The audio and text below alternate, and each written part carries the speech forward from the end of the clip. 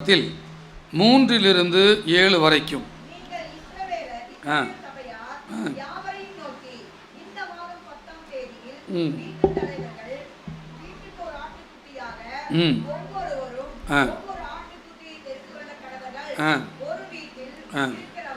ஒரு ஆட்டுக்குட்டியை புசிக்கிறதற்கு போதுமான இராமற் போனால் அவனும் அந்த சமீபத்தில் இருக்கிற அவனுடைய அயல் வீட்டுக்காரனும் தங்களிடத்தில் உள்ள ஆத்துமாக்கள் இலக்கத்திற்கு தக்க ஒரு ஆட்டுக்குட்டியை தெரிந்து கொள்ள வேண்டும்.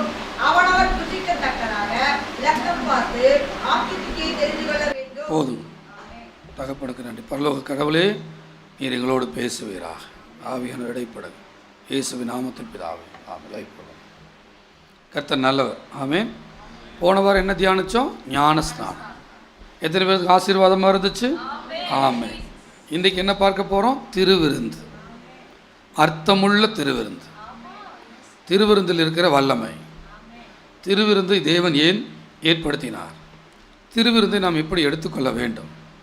இன்னும் திருவிருந்து எடுக்கும்போது எப்படியெல்லாம் நாம் உணர்வுள்ளவர்களாக மாற முடியும் என்பதை நாம் இந்த நேரத்தில் பார்க்க போகிறோம். யாத்திராகமத்தில் வாசித்தோம். ஒவ்வொரு குடும்பமும் குற்றமற்ற ஒரு ஆட்டுக்குட்டியை எடுத்து பலியிட்டு அதன் இரத்தத்தை வீட்டின் நிலைக்கால்களில் பூச வேண்டும். சத்தம் ஒரு ஆமேன் சொல்லுங்க. இந்த பக்கம் இருக்கிற மாத்திரம் ஒரு ஆமேன் சொல்லுங்க. பாத்தியா? நல்லா சொல்லுங்க. எல்லாரும் சேர்ந்து நல்லா சொல்லுங்க சத்தமா. எஸ். மற்றபடி பழைய கதையெல்லாம் உங்களுக்கு தெரியும். இஸ்ரவேல் ஜனங்கள் ஆபிரகாமின் பிள்ளைகளாக இருந்ததினால் கர்த்தர் அவர்களை விடுதலையாக்க வேண்டும் என்று எண்ணம் வைத்திருந்தார். எத்தனையோ ஜனங்கள் அடிமையாக பல்வேறு நாடுகளில் வீடுகளில் இருக்கலாம். ஆனால் அவர்களெல்லாம் விடுதலையாக்காத கடவுள் இவர்களை மட்டும் விடுதலையாக்குவதற்கு நேரங்காலம் பார்த்து அவ்வளவு பராக்கிரமாய் கூட இருந்து விடுதலையாக்கி கொண்டு வருகிறார் என்றால் அதுக்கு ஒரே காரணம் அவர்களுடைய தகப்பனாகிய ஆபிரகாம். இவர்கள் நல்லவர்கள் அல்ல. இவர்கள் எப்படிப்பட்டவர்கள் என்பது இப்போ காரியம் அல்ல. ஆனால் இவர்களுடைய தகப்பன் என்னுடைய ஃப்ரெண்டு. இவருடைய தகப்பன் ஆபிரகாம் என் சிநேகிதன். ஆபிரகாமுக்கு நான் வாக்குறுதி கொடுத்துருக்கிறேன், உன் சந்ததியை நான் திரும்பி வர பண்ணுவேன், அவர்கள் இந்த பூமியில் மகிமையாக வைப்பேன், பூமியில் உள்ள வம்சங்கள் எல்லாம் உனக்குள் ஆசீர்வதிக்கப்படும் என்று அவர்களுக்கு ஆபிரகாமுக்கு கொடுத்த வாக்கு தத்தத்தினால் கர்த்தர் இஸ்ரவேல் ஜனங்களை விடுதலையாக்கினார். ஆமேன் சொல்லுங்க. அதே போல நம்ம தகப்பனாகிய இயேசு, அந்த இயேசு கிறிஸ்துவின் நிமித்தம் பிதா நம்மை எல்லா சிறைச்சாலைகளிலிருந்து விடுதலையாக்குகிறவராக இருக்கிறார். கடன் பிரச்சனை, வியாதி, குடும்ப சண்டைகள், மன நெருக்கடிகள், அவமானங்கள், நிந்தைகள், பாவ அடிமைத்தனங்கள், அந்தரங்க பாவம், இவைகள் எல்லாவற்றிலிருந்தும் நம்முடைய தேவன் நம்மை விடுதலையாக்கி இருக்கிறார், விடுதலை ஆக்கியே தீருவார். இதுக்கு ஒரே காரணம் இயேசு. நான் இயேசுவின் பிள்ளை, பயமே இல்லை. அல்லேலூயா. ஒரு ஆமீன் சொல்லுவீங்களா? இப்படி இந்த இஸ்ரவேல் ஜனங்கள் எத்தனை வருஷம் அடிமையாக இருந்தாங்க? 430 வருஷம் அடிமையாக இருந்தாங்க. ஆமீன் சொல்லுங்க. எத்தனை வருஷம்? கரெக்டாக அந்த நாள் நிறைவேறின போது அந்த ஜனங்கள் எகிப்தை விட்டு புறப்பட்டார்கள். கரெக்டாக அந்த நாள் நியமிக்கப்பட்ட அந்த நாள் நிறைவேறின போது அதுக்கப்புறம் ஒரு நிமிடம் கூட இஸ்ரேல் ஜனங்கள் எகிப்தில் இல்லை. இரவோடு இரவாக வெளியே வந்தார்கள். அல்லேலூயா. அதே போல தான் அவருடைய வருகையும் குறிப்பிட்ட அந்த நாள், அந்த நாளிகை வரும்போது நாம் ஒருவர் கூட இந்த பூமியில் இருக்க போவது இல்லை. நாம் பரம கானானுக்கு போக போகிறோம்.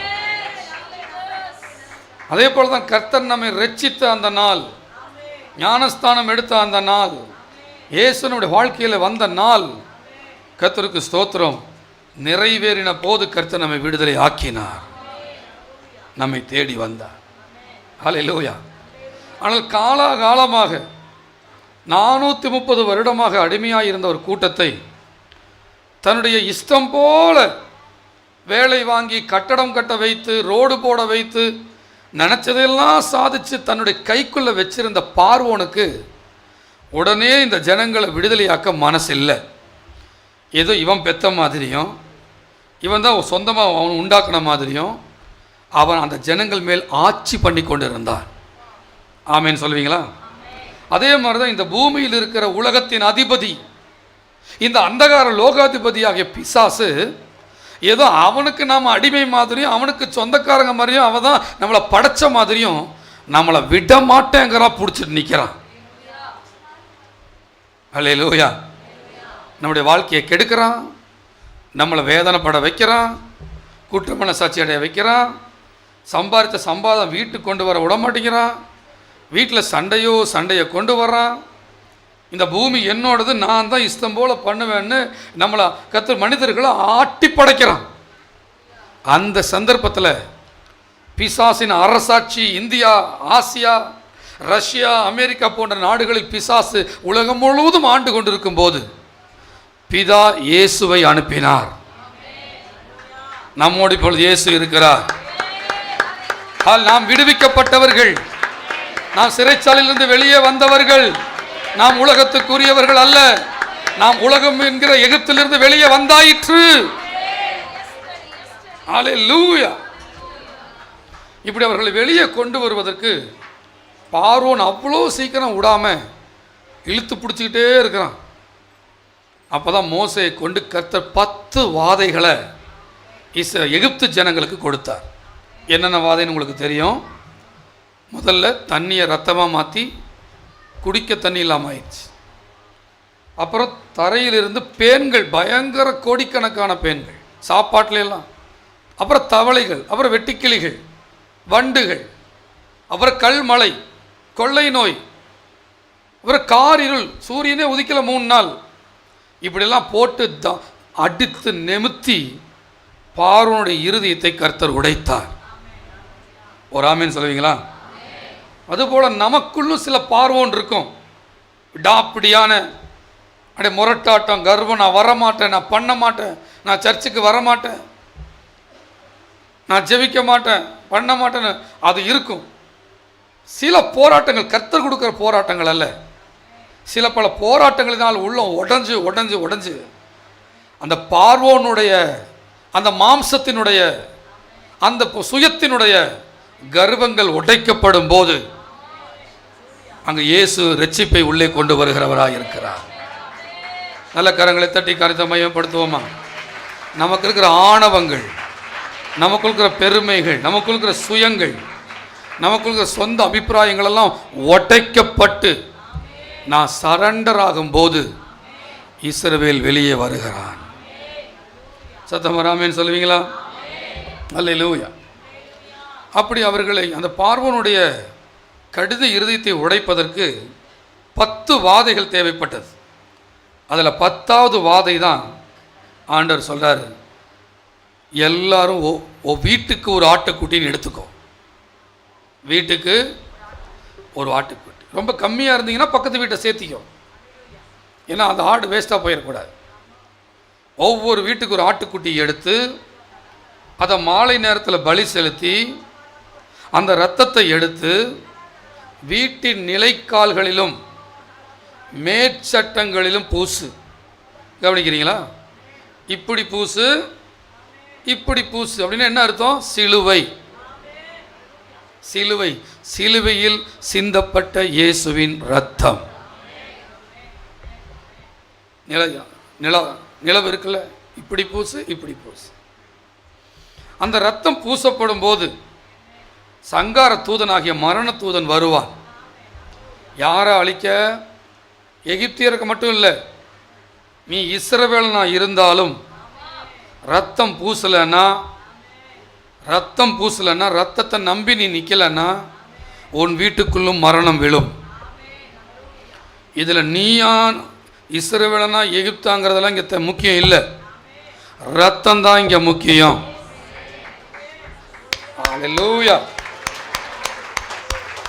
நீ பக்திவானா பரிசுத்தவானாங்கிறதெல்லாம் ரெண்டாவது, ஆனால் ரத்தம் பூசப்பட்டவனாங்கிறதா உன்னை ரட்சிக்கும். இயேசு கிறிஸ்துவின் ரத்தம் நம்மை ரட்சிக்கிறது.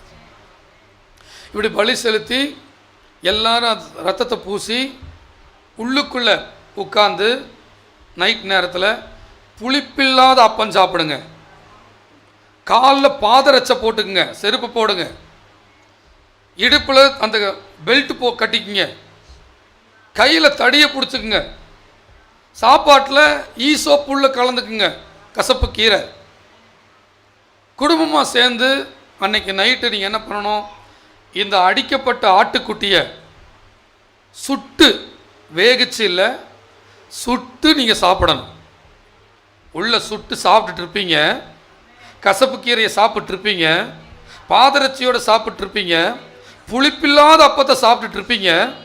அப்போ அந்த நைட் நேரத்தில் நான் அப்படியே ஒவ்வொரு வீடாக வருவேன்.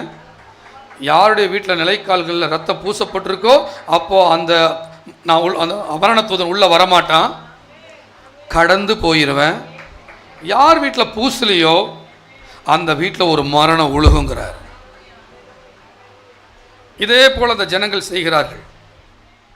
நைட்டு அப்படியே ஒரு சம்பவம் நடக்குது.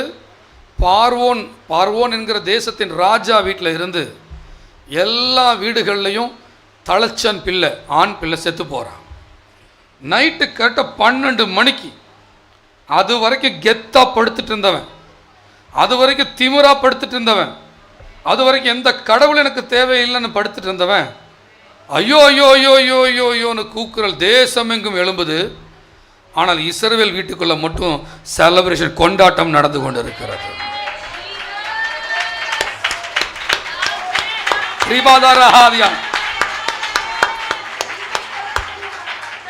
கர்த்தரை விசுவாசிக்கிறவங்களுக்கும் கர்த்தருக்கு கீழ்ப்படுகிறவங்களையும் கர்த்தர் நிச்சயமா உலகத்துக்கும் அதுக்கு வித்தியாசத்தை உண்டாக்குவார். ஒரு நாள் மகாராஜா வருவார் நியாயம் தீர்க்க. அப்பொழுது கர்த்தருடைய பிள்ளைகள் வீட்டில் கம்பீரம் உண்டாகும். உலகமோ கூக்குரலிட்டு கொண்டிருக்கும். ரகசிய வருகையில் சபை எடுத்துக்கொள்ளப்பட்ட பிற்பாடு 2 பேர் எந்திரம் மறைத்துக் கொண்டிருப்பார்கள். ஒருத்தர் கைவிடப்படுவார், ஒருத்தர் எடுத்துக்கொள்ளப்படுவார். ஃப்ளைட்டில் இருக்க பைலட் 2 பேர் ரசிக்கப்பட்டிருந்தால் 2 பேர் எடுத்துக்கொள்ளப்படுவான். ட்ரெயின் ஓட்டுறவன் ரசிக்கப்பட்டிருந்தால் 2 பேர் எல்லாம் எடுத்துக்கொள்ளப்பட்டுருவான். பஸ் ஓட்டுற ரசிக்கப்பட்டு அங்கங்கே ஓட்டுறவன், அங்கங்கே இது கப்பல் ஓட்டுறவன், சமைக்கிறவன், அங்கே குக் பண்ணிட்டு இருக்கிறவன், தொழிற்சாலையில் இருக்கிறவன், முக்கியமான ஸ்டேரிங்கை பிடிச்சிருக்கிறவன், வேலை செய்கிறவன் டக்குன்னு காண போன உடனே அங்கங்கே விபத்துகள், அங்கங்கே பிரச்சனைகள் வரும். ஒரு கூக்குரலாக இங்கே இருக்கும். ஆனால் மத்திய ஆகாயத்தில் விருந்து நடந்து கொண்டு இருக்கும். எவ்வளவு முடியுமோ அவ்வளவு கரங்களை தட்டி அவர் சீக்கிரம் வரப்போகிறார். இந்த எகிப்தாகிய உலகத்துக்கு ஒரு 10வது அடி ஒன்று இருக்கிறது. இந்த உலகத்துக்கு ஒரு 10வது அடி ஒன்று இருக்கிறது.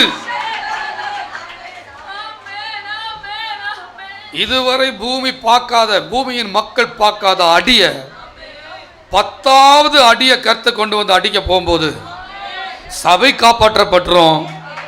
ஆனா உலகம் கூக்குரல் விட்டு கெட்டு இருக்கும். நடக்கிற சம்பவங்கள் எல்லாம் பார்த்தா தெரியலையா?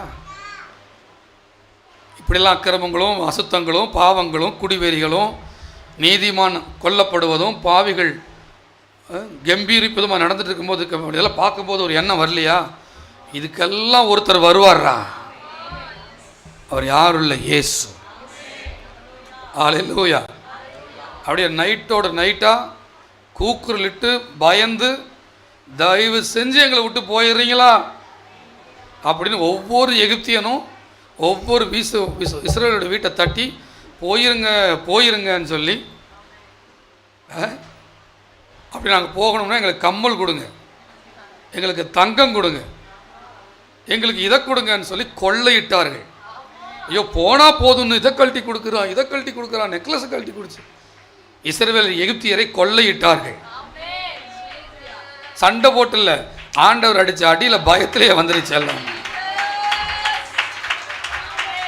இரவோடு இரவாக வெளியே வந்தார்கள். நல்ல ஒரு ஆமேன் சொல்லுங்க. இயேசு சொல்கிறார், திருடன் வருகிற பிரகாரமாக நான் வருவேன்.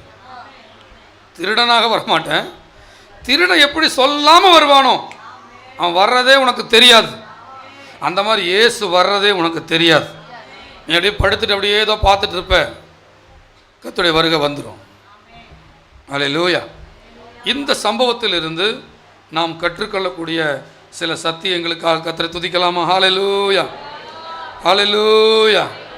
நம்முடைய கீழ் நோக்கி பார்க்கிற கவனங்கள் எல்லாம் மேல் நோக்கி பார்க்க கர்த்தர் நம்மை அழைக்கிறார். அதனால தான் கொஞ்ச நாளாக நான் என்ன பேசுகிறேன்னா பொருளாதாரமே பேசாமல் இருக்கிறேன். நீங்கள் கவனித்து பார்த்துருப்பீங்க.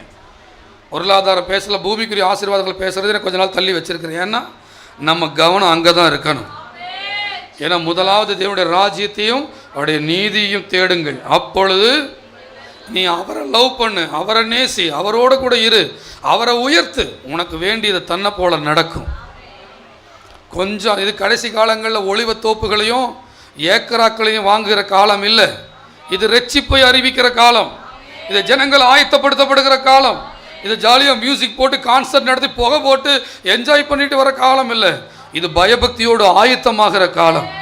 புத்தியுள்ள கன்னிகளை போல எண்ணெயோடு காத்திருக்க வேண்டிய காலம்.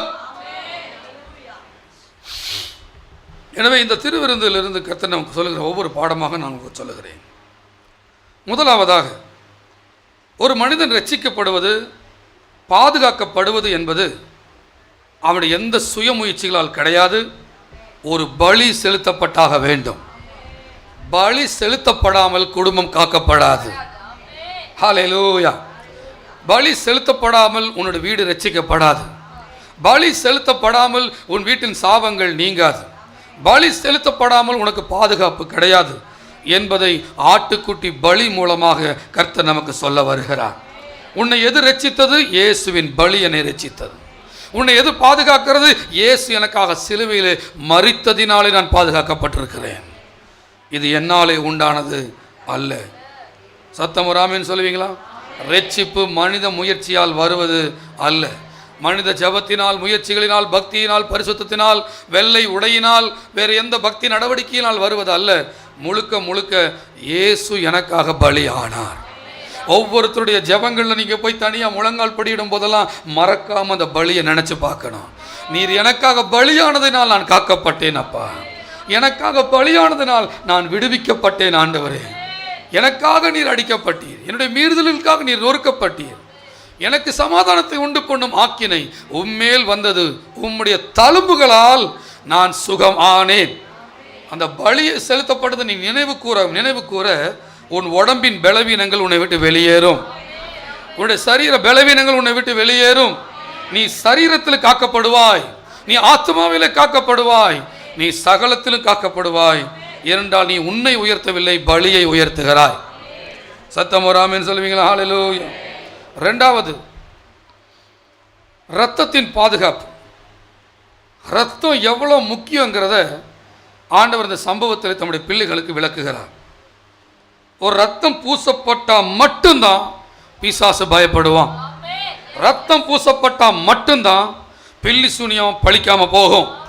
ரத்தம் பூசப்பட்ட மட்டும்தான் மந்திரவாதியை உனக்கு எதிராக எழும்பினாலும் நீ சவாலோடு சொல்ல முடியும், அவருடைய ரத்தம் என் மேல் இருக்கிறது. வெளிப்படுத்தும் விசேஷம் தெரியும் இல்லையா? அவர்கள் ஆட்டுக்குட்டியானவருடைய இரத்தத்தினாலும் சாட்சியின் வசனத்தினாலும் சாத்தானை ஜெயித்தார்கள். ஹல்லேலூயா. நீ சாத்தானை ஜெயிக்கிற அதிகாரம், ஒரு பொருள் உன் கையில் இருக்கிறது, அது இயேசுவின் ரத்தம். நல்ல கரங்களை தட்டி இயேசுவின் ரத்தம் என் வீட்டின் மேல், இயேசுவின் ரத்தம் என் மேல், இயேசுவின் ரத்தம் என் பிள்ளைகள் மேல், இயேசுவின் ரத்தம் என் குடும்பத்தின் மேல். பிசாசு என்னை தீண்ட முடியாது. ரத்தம் பூசப்பட்டிருந்தாலே அவன் நகர்ந்து போயிடணும். பிசாசுக்கு நம்மளை பார்த்து ஏன் பயமா இருக்கு? 2 நாளைக்கு முன்னாடி ஒரு சகோதரனை கூட்டிட்டு வந்தாங்க. சின்ன பையன், ஒரு 25 வயசு பையன். எங்கே போனாலும் சண்டைக்கு போயிடுவான். சட்டப்பால காலர் பட்டனை கழட்டி மேலே போட்டு அடித்தடினா போயிடுவான். அடித்தடின்னு போடுவான். கொஞ்சம் பிரச்சனைனால சொல்லுன்னு அவனுக்கு ஏறிடும்.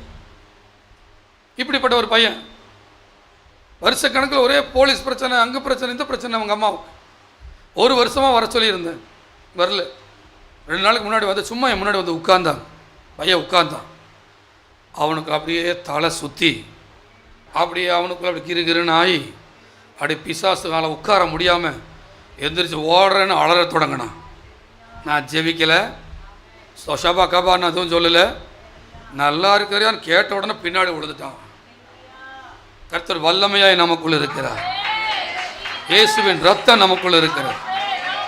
நல்லா இருக்கிறேன்னு கேட்ட அந்த ரூமுக்குள்ளே வர நல்லா இருக்கிறேன்னு கேட்டோன்னே அப்படியே உழுகிறான்.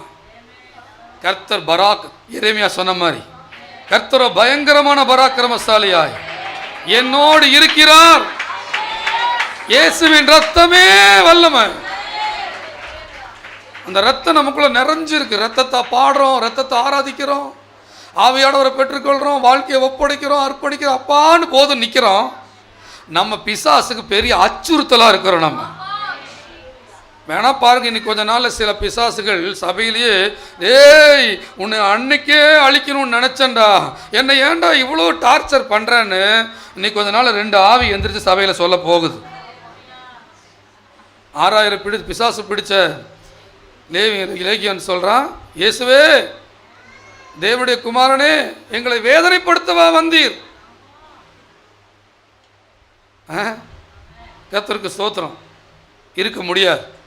அதனால உங்கள் வீடுகளில் உங்கள் வீடையும் ஒரு ஜெப வீடாக மாற்றுங்க. முதல்ல உங்கள் குடும்ப ஜெபத்தை கொண்டு வந்து வாரத்தில் ஒரு 2 தடவை 3 தடவையாவது குடும்பமாக ஜெபிச்சிருங்க. ரெகுலராக முடியாட்டினால கூட ஒரு 2 தடவை 3 தடவை நல்ல ஊக்கமான ஆவியில் நிறைஞ்ச ஒரு ஜெபம் பண்ணுங்க. அந்த கூடுகை அப்படியே பக்கத்து வீட்டுக்காரங்களை கொண்டு வந்து உட்கார வச்சு ஜெபக்குழுவாக மாற்றுங்க. உங்கள் மூலமாக ஆத்துமாக்களை ரட்சிக்க கர்த்தர் சித்தமுள்ளவராக இருக்கிறார். நீ இனியும் உனக்காகன்னு வாழாத. ரொம்ப அப்செட்டாக இருக்குது, கஷ்டமாக இருக்குது, வேதனையாக இருக்குது, டிப்ரெஷனாக இருக்குது அப்படின்னா உன்னையும் அசுத்தாவி பிடிச்சிருக்குதுன்னு அர்த்தம். அதனால் அவங்களுக்கெல்லாம் ஒரு தேங்காய் எண்ணெய் எடுத்துகிட்டு வந்து தலையில் வச்சு ஜெபம் பண்ண போகிறேன். ஹல்லேலூயா. நாம் விடுவிக்கப்பட்டவர்கள்.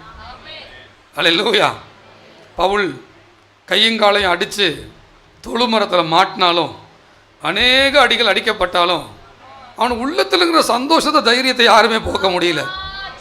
அவன் ஜெபித்து தேவனை துதித்து பாடினார்கள். அப்பொழுது சிறைச்சாலை கதவுகள் கலண்டன, பூமி அதிர்ச்சி வந்தது. அந்த தேவன் நமக்குள்ளும் இருக்கிறார். நீ பாடுற விதங்கள்லையும் அசைவு உண்டாகும். நீ பாடுற விதங்கள்லையும் கட்டுகள் ஒட்டையணும், கட்டுகள் ஒட்டையணும். ஹல்லேலூயா. சிறைச்சாலை அடைப்பதில்லை, சங்கிலிகள் நிரந்தரமில்லை, உங்க நாமம் உயர்த்தும் போது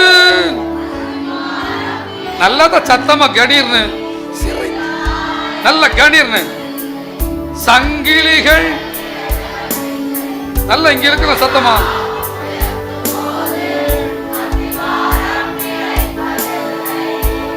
எஸ்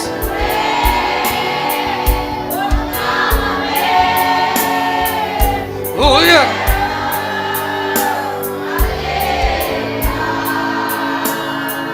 Yes.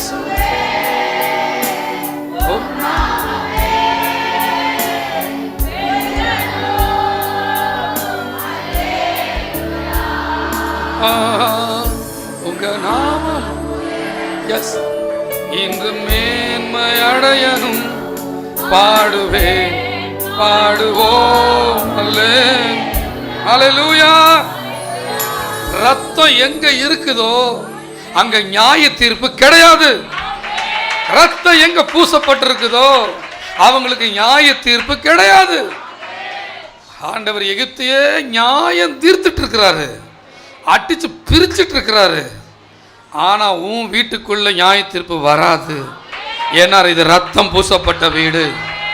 இந்த பூமிக்கே ஒரு பெரிய நியாய தீர்ப்பு வரப்போகுது.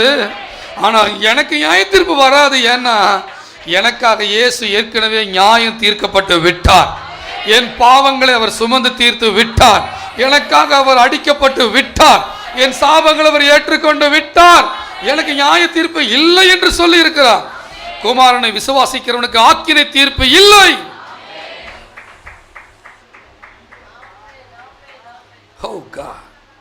இதெல்லாம் நான் சொல்றது உங்க மனசுக்குள்ள போகுதுங்களா? இதை கேட்டது மட்டும் இல்லை, வீட்டில் போய் மறுபடியும் இதை ஜெபம் பண்ணி கொஞ்சம் உள்ளுக்குள்ள லோடு ஏற்றிட்டீங்கன்னா உள்ளுக்குள்ளே போய் அப்படியே ஸ்டே ஆயிரும். அது இப்போ கேட்குறது மட்டும் இல்லை, அதை ஜெபிச்சு ஜெபிச்சு உள்ளுக்குள்ள போய் சப்கான்ஷியஸ்ல சேர்த்தணும் நீங்க. ஆமேன்னு சொல்லுங்க. கேட்கறது மட்டும் இல்லாமல் இன்னைக்கு சாயந்தரம் இல்லாட்டி இன்னைக்கு மதியானம் சாப்பிட்டுட்டு ஒரு 15 நிமிஷம் இந்த மெசேஜை அப்படியே ரீகால் பண்ணி அதை அப்படியே அறிக்கை பண்ணி ஜெபமாக மாற்றினீங்கன்னா இந்த சத்தியம் உனக்குள்ளே போய் அப்படியே உள்ள தங்கி தரிச்சிடும். அப்போ தான் அது பலன் கொடுக்கும். நான் விதையை தூவிட்டு இருக்கிறேன், நீ என்ன மாதிரி நிலமா வந்திருக்கிறேன்னு தெரியல. தூங்கி எழுந்திரிச்சு உலகத்தை பார்த்துட்டு ஃபோனை நோண்டிக்கிட்டு அப்படி பக்கத்துக்கிட்ட பேசிட்டு ஒரு வாரம் வந்து ஒரு வாரம் வராமல் அப்படியே தொய்ந்து போய் இப்படி உட்கார்ந்துருந்தீங்கன்னா அது ஒருவேளை நிலத்தில் வழியருகே விதைக்கப்பட்டதாக மாறிடலாம், முள்ளுகளுக்கு கிடைக்கப்பட்டதாக இருக்கலாம். கேட்கும் போது நல்லா இருக்கும், ஆனால் உள்ள முளைச்சி வராது. எப்படிங்க சொல்கிறீங்க? இது வரைக்கும் நீ முளைக்கலையே, வேண்டிய பலன் நீ தரலையே, அப்படின்னாலே நிலம் சரியில்லை. இந்நேரம் நீ கேட்ட சத்தியங்களுக்கெல்லாம் பலன் தந்திருக்கணும், நீ எழும்பி இருக்கணும், அக்கினியால எழும்பி இருக்கணும், ஜபத்தில் எழும்பி இருக்கணும், கர்த்தருடைய உறவில் எழும்பி இருக்கணும், ஊழியத்தில் எழும்பி இருக்கணும், ஆத்துமாதத்தில் எழும்பி இருக்கணும், தேவனை போதும் எழும்பி இருக்கணும், ஆவியானவருக்கு நீ காத்திருந்திருக்கணும். இல்லையே, அப்ப எங்கேயோ தின்னு போடுது. அதான் சொல்ற, கேட்ட வசனத்தை கேட்கறத நிறுத்திடாத. மறுபடியும் சாயந்தரம் போய் அதை எடுத்து அதை ஜெபிச்சு உள்ளுக்குள்ள மறுபடியும் ஒரு பிரயாசப்பட்டு உள்ள இறக்கு. அதான் ஜெபிக்கிறவன் ஜெயிப்பாங்கிற நான், ஜெபிக்கிறவன் ஜெயிப்பாங்கிற நான். ஹல்லேலூயா. ஜெபமே ஜெயம். விசுவாசமுள்ள ஜெபம் பிணியாளி ரட்சிக்கும். வாழ்க்கை வல்லமையுள்ளதா மாறணுமா, ஜெப நேரத்தை அதிகப்படுத்து. ஹல்லேலூயா. பிரஷர் குறையணுமா, ஜெபம். மன நெருக்கடி குறையணுமா, ஜெபத்தை அதிகப்படுத்து. மன உளைச்சல்கள் இல்லாத வாழணுமா, ஜெபத்தை அதிகப்படுத்து. ஜெபிக்க ஜெபிக்க எலியாவை போல ஒரு தேவ அபிஷேகம் உன் மேல வந்து இறங்கும். ஒரு ஆமீன் சொல்லுவீங்களா?